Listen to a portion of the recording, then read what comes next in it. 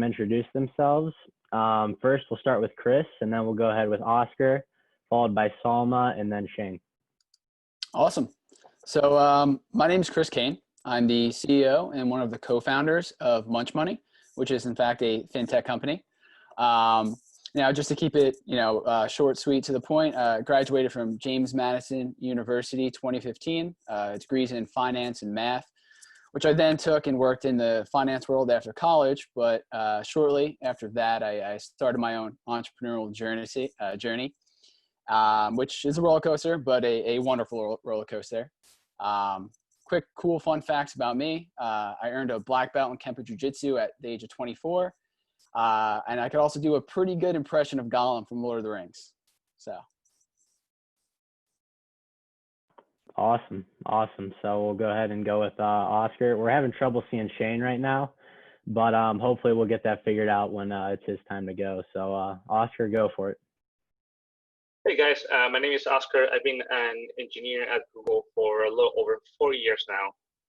Some of the really, really cool projects, I've been involved in many projects. Some of the cool projects I like to share typically is, my favorite one was working on the Google Android Santa Tracker app. I don't know if you guys ever heard about the Santa Tracker. So the Santa Tracker app for Android, that was my main project last year. I'll be working again on it this year. And then I also typically work with a lot of third-party developers, anybody that's making Android apps that relate to camera or machine learning. It is my job to make sure that they have all the tools and resources they need to make awesome Android apps for the whole Play Store and for the whole ecosystem. Awesome. Very, very happy to have you guys. Next up, we'll go ahead and do Salma, and then hopefully we get Shayne figured out here. But yeah. Go ahead, Salma. Hi, everyone. Hi, Chris. Hi, Oscar. Anthony, I know you. And hi, Shayne. Sorry, we can't see you yet. I'm super excited to be here with all of you. Super impressed with your black belts, Chris. No, thank you. So my name is Salma. So I'm a CPA licensed in the state of Texas. I shared my story a couple of hours ago, but just to summarize it again, I grew up in Morocco and then went to school in Paris and then finished my bachelor's and master's at the University of Houston in Texas. Got my CPA license, worked for PwC for about 6 to 7 years in Houston, and then I did a transfer in Morocco as well, where I worked on companies from all over the world, different guidance, US GAAP, IFRS, Korean GAAP, German GAAP, you name it, I've done it. And recently I launched my own 100% digital accounting and financial strategy company. It's called ProConnect, and we'll be talking to you about it a bit later. I'm done. Awesome. Thank you, Salma. I was trying to respond to Shayne, trying to get this whole thing figured out. But anyways, guys, Shayne does a lot with startups. So hopefully we can get him on by the end. I think our tech team is working on that right now. They're going to figure that out for you guys. But Shayne's got a lot of awesome insight on startups and everything because he does super experienced in that field. So but without further ado, I think we're going to go ahead and jump into some questions. So first off, also feel free, panelists, to jump in on some of these questions. They're going to be directed at individuals, but at the end, feel free to add your own insight if you want. So first off, I have a question for you, Chris. Sure. Can you go ahead and talk about how bringing together financials and technology has kind of helped you to create and evolve Munch Money and just kind of grow your business over time? Yeah, and then sure. also, can you talk a little bit about what sparked your idea?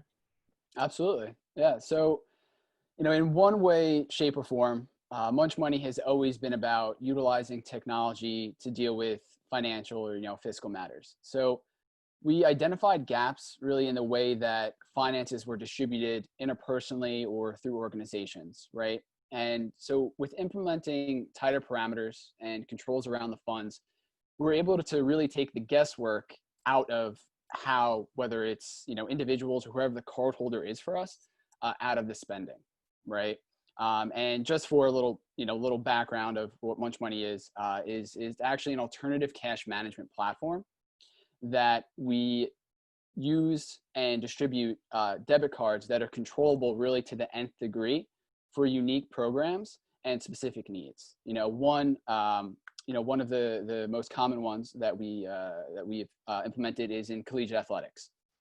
So pre-corona, what we were doing was replacing the stipends that collegiate athletes get when they travel, as well as for coaches and stuff. So that's just one small little example of one of the things that we do. But as we continue, we'll be utilizing increasingly sophisticated technology to cultivate, ultimately more transparency and control when it comes to finances, starting with what we're really excited about is strides in the contactless payment, industry and aspects of that. And so for the second part, while the idea for the first iteration of Munch Money did come from that, traditional spark, right? I would say that, aha moment. The current iteration of Munch Money was much more so forged in fire than anything that was sparked. So without really going down a rabbit hole of kind of the past iterations for the sake of time, the Munch Money of today really came to be from a whole lot of trial and error, coupled with hard work and sacrifice. And to really touch on the business ideas in general and how I come up with them, is I always actively try to keep my eyes and ears open and an open mind about how you or those around you are interacting and experiencing the world on a day-to-day basis, right? But you're focusing on the frustrations and struggles that you see or experience. And then the next step for me is saying, is this frustration or struggle actually something I can build a business around? And am I the right person to do it? Right? Like for me, I'm like, if I say I thought of something cool in the medical field, right? I would not be the person to do that. Not by a long shot. But yeah, just, by going about my days like this, I've compiled huge lists of potential business ideas, some good, some really, really bad, honestly. But it's, it's important not to be harsh on yourself when you're coming up with these ideas and brainstorming, because if you write it down and, could be years apart, these ideas, but one silly idea could connect to one really good idea, and together they could be something great. So just, always be open, and not too harsh on yourself when you're brainstorming. So that's awesome. And we've actually had Shayne go ahead and join us. So Shayne, we're very pleased to have you here. So I gave you a brief introduction, but I'm sure you could do a little bit better. So we'll hand it over to you real quick, and if you could just introduce yourself, that'd be great. Sure. Hey, so sorry about that. Shayne Veramallay, I'm the co-founder and managing partner of Carbon, which is an impact investment group focused on education, empowerment, and resources. I'm also a director at Perkins Coie. I head up a advisory group that functions like an in-house investment bank at a law firm. So we work with startups, helping their businesses scale, fundraise, add to their teams. My whole background, ever since graduating college, went to Indiana University, Kelley School of Business, has been all in emerging growth finance. So Wall Street, venture capital, had a couple startups, and then done advisory. So that's me in a nutshell. Awesome. Thanks for sharing. Sure. So I already asked Chris a question, so thank you for your insight, Chris. Now we're going to go ahead and move on to Oscar. So Oscar, being a developer programs engineer at Google, obviously you're very well versed with the most cutting edge and advanced technology. So I guess my question for you is, could you elaborate on some markets where you see future potential for FinTech? That's a very nuanced question. There's a lot of different answers potentially here. So I'm going to focus on some key components. And before I fully answer the question, let me explain a little the background here. There is a concept in the tech world that we call leapfrogging. So leapfrogging happens when you have a sector, it could be a population, it could be a country, it could be a whole continent that has been in a different technological era, so to speak. The typical example is China and Africa. So China and Africa did not experience the era of PCs. When, in Europe and in the US, we had computers in almost every home and laptops. People did not have that in China and Africa. And instead, they jumped straight to smartphones. So now they actually leapfrog that PC era. They didn't have that baggage. So they were able to create new technologies that exploited the fact that everyone had a smartphone before they even had a computer. So they didn't have to think about that compatibility aspect of it. So in that sense, because of leapfrogging, something that very interesting happened in both Africa and China, probably other markets as well, but sort of the two typical examples. And that is around payments. The payment systems in Africa and China are completely different to those that you see in the traditional Western countries. And they are very focused on peer-to-peer payments and contactless payments. So if you look at non-cash transactions, for example, in China, you have players like WePay.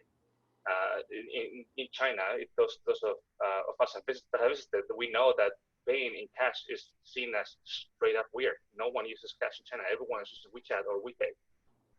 In Africa, similarly, we have some very interesting technologies that are coming up about peer-to-peer payments. You can pay with SMS, which is something that will be unthinkable in the West and in the US. So what I think is a lot of opportunities around trying to almost catch up to these areas that have been leapfrogging the PC era, specifically around payment systems and peer-to-peer payments. We have seen a lot of advances and things like cryptocurrency. Could that be the answer? Maybe, maybe not. There's a lot of issues there. There's a lot of distrust. There's a lot of outright scams, right? There's been a lot of developments around things like PayPal, Venmo. Those are quite popular in the US. It doesn't work everywhere. They have major issues. So what is going to come next in the payment system and the peer-to-peer payments? That's a very tough problem to solve. And you can see even in the US, when you go to a place like a farmer's market, people don't carry cash around. You see a lot of people using the Square payment systems, but that doesn't always work, right? You don't see people using Venmo because it's just not fast enough, not trustworthy enough. What is going to come next that is going to solve all these problems? I think that that's going to be one of the major challenges that continue to be unsolved, and it is very relevant to financial literacy and just the finance world in general. Awesome. Thanks for explaining leapfrogging for us and definitely giving your insight on some markets for availability to look into for future startups and anybody interested in that stuff. So we appreciate that. But Oscar, I have another question for you. Other panelists, feel free to jump in as well. But what has your professional career taught you guys that you feel like the next brilliant minds of the coming generation should understand? I'm not sure I quite understand the question. So you're saying in terms of preparedness or in terms of education or? Yeah, my bad. So looking for looking to start up a new company, what is something that you would advise young aspiring entrepreneurs to look into regarding FinTech?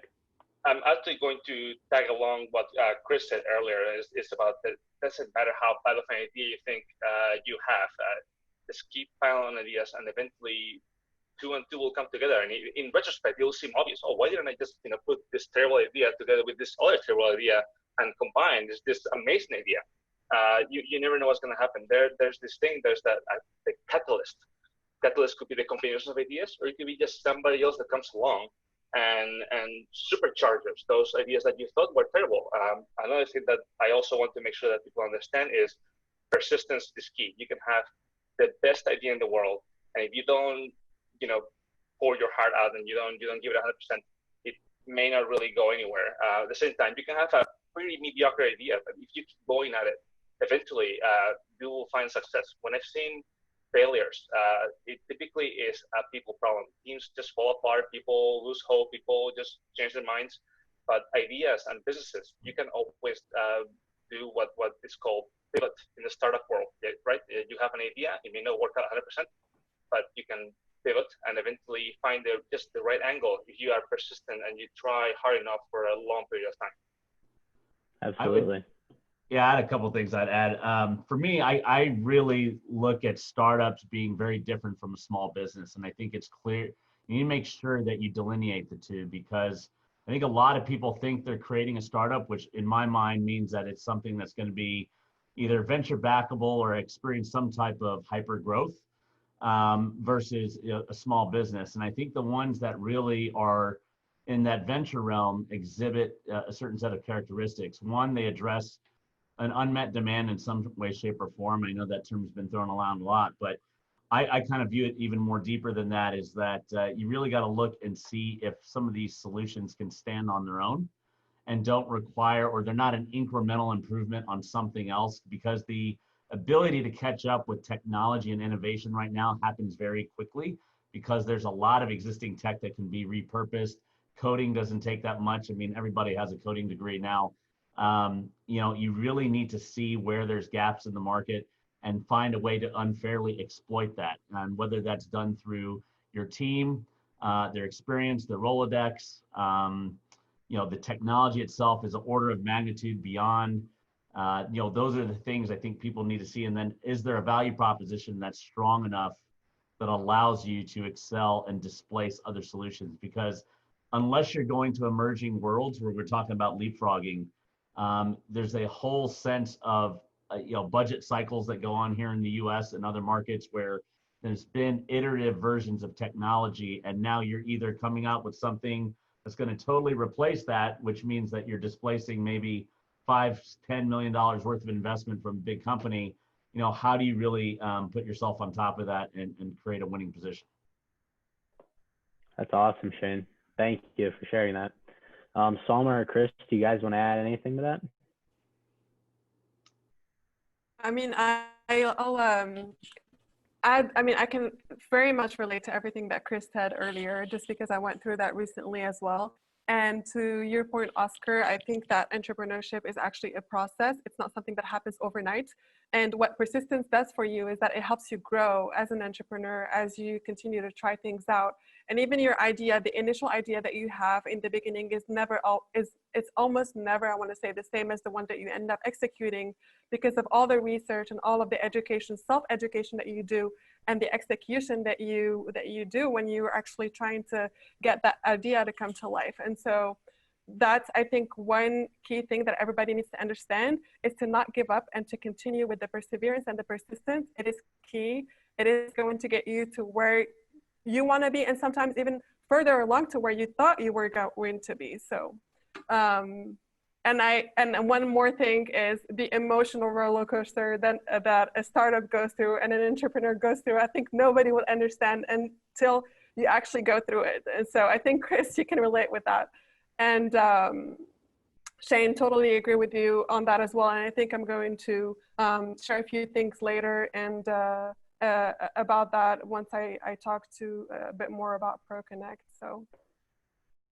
Awesome. Thank you guys all for sharing. Chris, do you want to add anything real quick? Yeah, I mean, you know, not to just purely echo what everyone else is saying, because I 100% agree with everything everyone else, you know, has inputted. And just to give a little something fresh, you know, outside the adaptability and the tenacity, is the humility, right? I feel like that kind of ties a lot of that together, is not being egotistical about something, especially when you start building a team.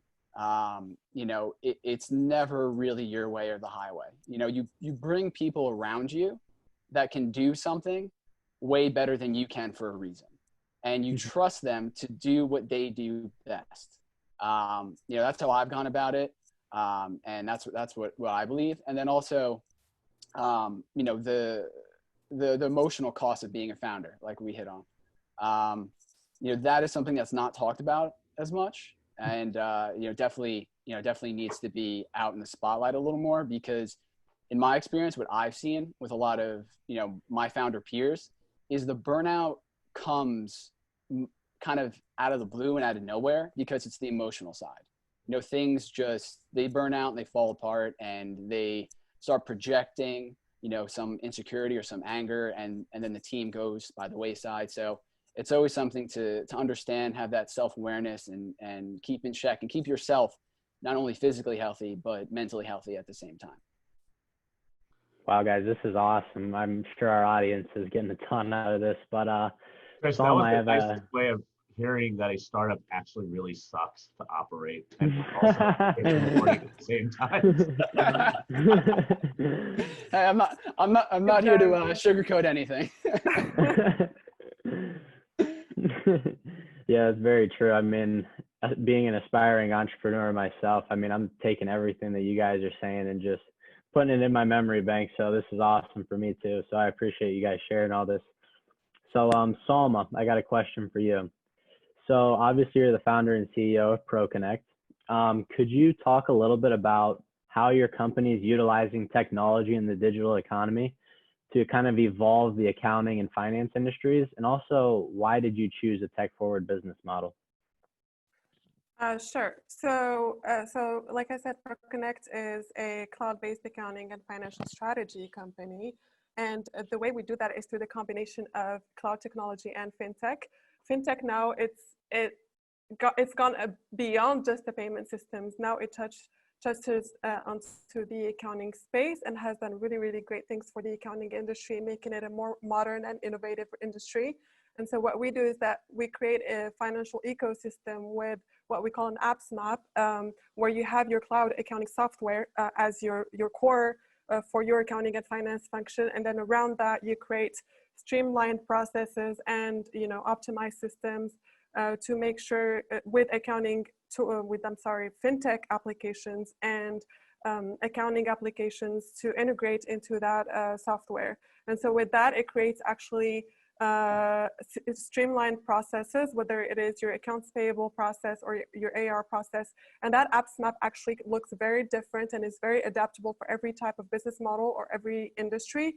So for example, an e-commerce business will not have the same applications and tools to use as a service-based business, for example. And with that, we actually are able to provide accounting accounting services real-time throughout the year. So the entrepreneurs that we work with will actually know their data throughout the year. Their financial reporting are only a few clicks away. The data entry is pretty much very much automated. And so we can then focus on the financial strategy, which we also use tools to do cash flow management in order to control liquidity, cut any unnecessary expenses, control or understand the current business performance through KPI measurements in order to actually have projections into the future to where we want the business to go. And we also do that with budgeting and forecasting. And so all of this is done with tools and with FinTech applications. And then with that, because we're able to automate that part of the accounting and finance function, we can actually use our brain power to add even more value as accountants and financial experts to the business that we work with, to really think strategy, think where they want to go, have a goal setting for them. It even evolves into business coaching and advisory. We go back and do a lot of market research. So we really have the time to add even more value. We have the time to really focus on our zone of genius. Like you said, Chris, if you're not good at something, you better give it to somebody who knows how to do it and somebody who really understands it and can get you, to where you want to be. So that's what we believe in. And we actually, when you have systemization, that's where you create a business that actually runs itself, a business that works for you instead of you becoming a slave of your business. And you are able to focus you as the entrepreneur who uses this type of model in your zone of genius, building your empire and focusing on the things that you are good at. Why did I choose this model? I mean, it's inevitable. And I think Shayne touched on that. Everybody's using technology now. Technology is not the future. Technology is today. Technology was even yesterday. So we have to all get on this digital train and not be left out and you're watching everybody else, getting ahead of us. But more so also to stress really, really on the importance of systemization and processes. Your accountants or financial experts should not touch your accounts until you have solid systems in place. And those are tools that enable us to do that. Another thing is, the brain power and the ability to adapt our skill set to do other things such as funding, exit strategies, or business valuations. We don't actually spend the time in, doing the bookkeeping and the things that are small for your business, but really adding value to doing even more important things. And with that, we work a lot with startups and growing companies because this is the model that is going to help you reach an exponential growth. And then also I think what Shayne said earlier is it's not only about having a technology-based type of business, it's also having the ability to understand the digital businesses that are here today, understanding the technology that is being used today, understanding how that market works so that us as accountants, we don't stay in that old school version of accounting and just the theoretical part of it. We actually understand, you know, the fintechs and the e-commerce and the subscriptions, memberships, what else can I, online coaches. I mean, the online space is so huge and needs numbers, it needs financials. And so that's what we do to make sure that we actually connect, we actually speak digital and speak the same language as the audience and the clients that we work with and type of entrepreneurs that we work with. To not go overboard here, I just want to say one more thing. To reiterate on that, I mean, the digital marketing is also a huge part of it because that is part of your numbers, your expenses, the Facebook ads, the ClickFunnels, the search, etc., have to be integrated automatically into your accounting software. And that is really, really important to have a streamlined accounting and a, you know, pleasant accounting and finance experience. You don't want to think of numbers as boring anymore. You want to think of it as exciting, as something that represents growth, and it is the foundation of growth for your business. And then another thing which is really awesome and what has really made me super excited about this model is that I can work from anywhere. I can have a team that is in the UK, in the US, and tap into different markets. I don't see borders anymore, and I think this pandemic has proved it for everyone. Is that we can have things like this, like extravaganza, speak from all over the world, 3 different continents, and feel like we're all in the same space. So that's how and that's why. Awesome. Thank you so much, Salma. I think everything that you said was super revolutionary. Answered your question, Anthony. Yeah, perfect. Great job. Chris, did you want to say something or no? Oh, no. Just shaking my head. Just shaking my head. Yep. 100%. Or was that Oscar? I do want to add something to what Salma said. We can definitely feel the passion that you feel for your idea. And I don't know if you were trying to be humble, but I think you were almost selling a little short on the importance of something like accounting for small businesses. When I talk about payments, that's really only half the story. You can empower people to take payments easily. We have a lot of platforms for that. You have things like Square. Facebook just launched the new product shops. But if you can't do something as basic as, for example, cash flow management, you are dead on the water, right?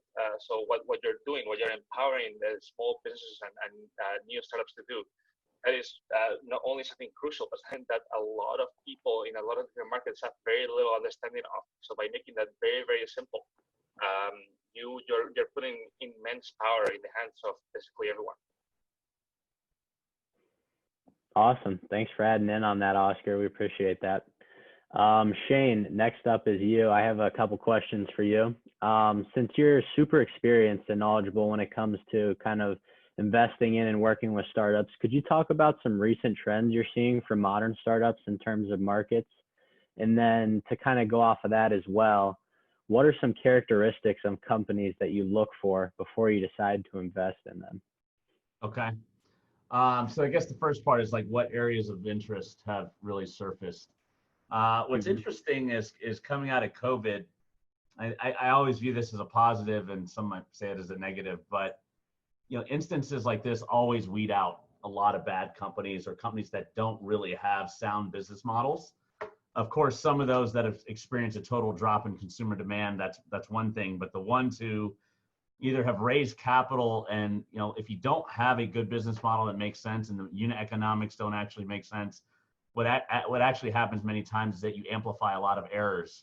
And so you reach your demise much faster. And a lot of companies have to keep raising, hoping that one day they'll reach profitability. So we're starting to see a lot more focus on businesses that actually generate revenue and have expenses that then equal to some level of net income at some point in time, rather than let's do this whole freemium model and eventually we'll attract a lot of people and then we'll figure out what our business is. A lot of that is dying off. I think there's just been so much capital thrown at those things, and they just haven't worked out. I mean, if you look at what happened with just SoftBank alone and their Vision Fund, it's been a total disaster.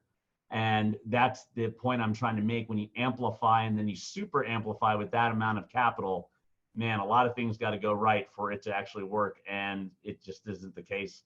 So in terms of areas of interest, of course, healthcare right now is going absolutely bananas. So there's a lot of interest in biotech testing, I do think testing in general is going to be an interesting area. I'm even working on a company that does allergy testing that you almost can wear around your neck. You swab the food, and then it can tell you right away if there's anything that you're allergic to in that food. So I think there's an emerging area of health and wellness that'll surface as a relation to data, but also real-time feasibility where you use these tests on the spot and you can actually see if it's something you should go forward with. I spent a lot of my time focused on impact, so there is a lot of innovation, of course, on things around plastics, which one example of, we talked about innovations in FinTech. The whole concept of going back centuries, if not thousands of years, to bartering has actually come back in a lot of emerging markets. So there's something called Plastic Bank, which allows anybody to bring in kilograms of plastic and get paid right on the spot for that. So a way to actually clean up the environment, get paid for the waste. In some countries I've looked at, if they bring in plastic, they actually get free healthcare from the government because they can reuse that plastic and make infrastructure. There's a lot going on in energy, as you can imagine. I'm looking at a couple things more on the bioreactor side. And then of course, transportation is a big thing too. But I gotta tell you, in light of COVID and a lot of like what we're doing here, I don't have a reason to go back to New York City until rooftops are open and I have a reason to go socialize, because I can do everything I need to do through this screen. And what's interesting on top of that, I mean, from everything from presidents of countries to fifth graders, we're all getting used to this means of communication. And so for the need for me to even travel abroad, I might have to go do it to do some initial handshaking, but I don't need to do it as a consistent way of going forward and interacting with those people. So it'll be interesting to see what remote solutions come out. One area I'm particularly interested in is behavioral health. As what is coming out of this, there is no doubt there's already a record number of divorces rising from this. Unfortunately, there's probably going to be a record number of rapes and assaults. There's going to be a ton of addiction and depression and anxiety running out of this. And so what's interesting is that people of what historically had been a brick and mortar solution only, and I have a lot of friends that are in this field. What's interesting is that literally in weeks, they got on board to virtual healthcare solutions and telemedicine for something that almost has never really been done virtually. So I think you're going to see a lot of innovation there, of course. And I also see a lot with interactive media that's being worked on. I'm even working on some things that, if you've seen Superman and you know what the codex is, the thing he hangs around his neck, when he plugs it into the crystal and can talk to his father. I'm working on some really interesting AI things like that, and this whole world of 3D and bringing this virtualization to life. And then of course, robotics and unmanned vehicles, they have huge value props now. You'd be shocked to know just how many companies and fleets are actually using this type of tech. So that's there. And then of course, what do you look for when you look at these solutions? I think I already mentioned the unmet demand and the ability to stand alone, but the reality is you have to be a bit of a future teller here, and you have to be right. So there's a little bit of luck and smarts that has to work out. But I can't undermine the amount of patience and persistence. You guys already mentioned that. But I also think you got to be very real to yourself, because there's a lot of delusional entrepreneurs out there. And I personally don't know like how some people spend their entire day focusing on such meaningless crap half the time, because it's like you have to be so consumed about this and passionate about it, but you also have to be real that there's an opportunity that's there to be had. And the best way to get that is from third-party points of view, right? Customers are the ultimate validators, and they are willing to validate your pricing, your technology, your whole value prop altogether. So I would say use that upfront to really flush that out. Use your network, use your upfront research to really identify if you have something real or not. I can't underestimate the amount that needs to go into the team. I really want to emphasize that, because I think so many companies I work with spend so much time putting together this founding team, putting together this great business prop, and then all they do is go turn around. It's like, yeah, for our first seed round of 500K, we need to hire some developers to get this built. And I'm like, guys, why don't you have developers on your founding team that have that technology expertise?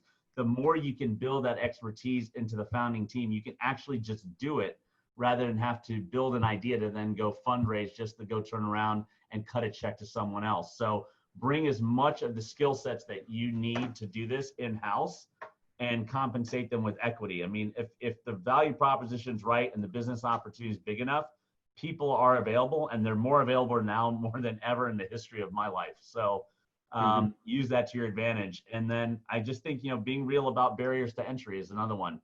What's really defensible? The whole world of IP, unless you're doing healthcare or robotics or something that's really tech heavy, the reality is if it's software based, it can be redone.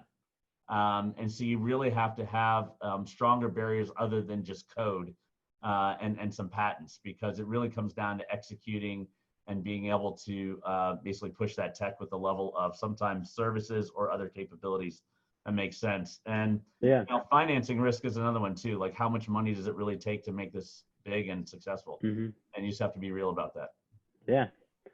Shayne, you just dropped so much information. I mean, we can't thank you enough for everything there.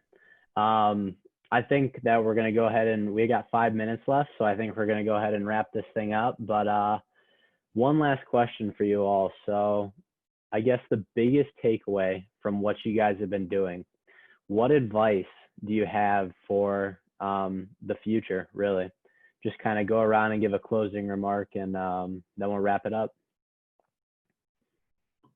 So we'll go ahead and start with Chris, then Oscar, then Salma, then Shayne. Sure thing. So, you know, as far as something that is, you know, very complete, what I would say the kindling that began me on my entrepreneurial journey was two things, right? One, the book 0 to 1 by Peter Thiel. My sister actually gave it to me on the day I graduated college. And she wrote on the inside, she wrote, you know, Chris, build whatever you want, you know, good luck. I'm reading it now. It's a great book. And, you know, but other than that, you know, as I was working in the finance industry, I came across a video. It was an interview of Steve Jobs from 1994. And I still don't know why it's not super popular. But everyone I show it to and bring it to, they've never seen it before. And one of the things that he says in it is that, you know, when you grow up, you tend to get told the world's the way it is. And you just have to live your life inside this wall, inside this bubble, and not try to bash into it too much, you know, to have a nice family life, have fun, save a little money. But he continues to say that that's a very limited life. It can be much broader than that, you know, that, and the key thing was that everything around you was made up by people that are no smarter than you, and that you can change it and you can influence it and you can build things that other people can use. You know, and that if you poke in on life, that something will actually pop out the other side. You can change it and mold it. And then, you know, he just concludes with, you know, that once you learn that, you know, you'll never be the same again. And that's what you know, really started me on it. It was just kind of that knock on the head being like, just go for it. You know, was it Russell Wilson, his famous quote, you know, the quarterback, why not me? Why not? Right. So yeah, I mean, if I had to sum it up, that's what it'd be. Thanks, Chris. Oscar? Let's see if I can phrase this well without sounding too controversial, but I would say be careful about pursuing your dreams. When I say that, I mean that you have to worry about paying the bills first. Do something that pays the bills. It can be, you know, from getting a job at McDonald's to getting a job at a company that you didn't think you were going to work for. And then continue to be persistent about pursuing your dreams, but do so in a sustainable manner. There's no need for you to be the craziest startup guy that does nights and weekends for years on end to pursue that one idea. That's one way. There's nothing wrong with that if that's, you know, what you're into, but be aware that it's not the only way. You can still pursue your dreams and do what you want to do in a way that is sustainable, in a way that doesn't burn you out, and in a way that that still attracts others towards what you're doing, and that you can bring others on board with your vision without the need of, you know, sacrificing your mental well-being and your general health. Awesome. Thank you, Oscar. Salma? I'll repeat the same advice as earlier. Self-education is super important. It is the new norm, whether you're going to high school or college. Every huge decision I've made was inspired from a book. I get inspired. I mean, even if you have time and I mean, Warren Buffett will actually say this, instead of choosing entertainment, choose something that you can learn from. And there's so much content out there online. Get online, learn. Find content that people are giving out for free. There are so many mentors, successful business guys out there that have websites with tons of content in them. Watch videos, get inspired, and do this continuously, because it is a process. You're not going to figure it out overnight. It does not happen. The other thing is love what you do. Again, I want to say that because there's no point of being successful and miserable. And believe in vulnerability, get yourself out there, get beat up, and then get back up again and do it again. And that also is connected with the persistence, and believe in the law of attraction. If you really, really want something, you will get yourself to work for it with setting the goals that are needed, and you will get there eventually. So that's what I Thanks, Salma. So we're actually almost out of time, but I guess we could run over a little bit. So I'll make Shayne? it quick. Yep. Yeah, For awesome. me, it's a couple simple concepts. One, I believe in balance. So don't kill yourself working and leaving things behind that you really want to do. I really believe in seeing the world and pursuing your passions, whatever that might be. I also think you need to build your networks as big as possible and as meaningful as possible. And whatever you do and whatever you choose to work on, try to make a difference in the world and make sure, you stand for something and be very authentic along the way. The one thing I can tell you, the most expensive thing you'll come across in life is regret. And so I would urge people, I kind of have a mantra that I lead my life by, is that, they say life flashes before your eyes when you're about to die. So I try to create the moments that I want to flash before my eyes every year. And so I have kind of a list that I want to accomplish, and those get documented in my brain. So that way you can live with no regrets and live life to the fullest. That's awesome. Chris, Oscar, Salma, and Shayne, again, can't thank you enough for participating and being part of this panel. You guys, our audience, definitely had to have loved this. I know I did, at least. But again, thank you for sharing your brilliant advice, and looking forward to staying in touch. And I'll let you guys go now.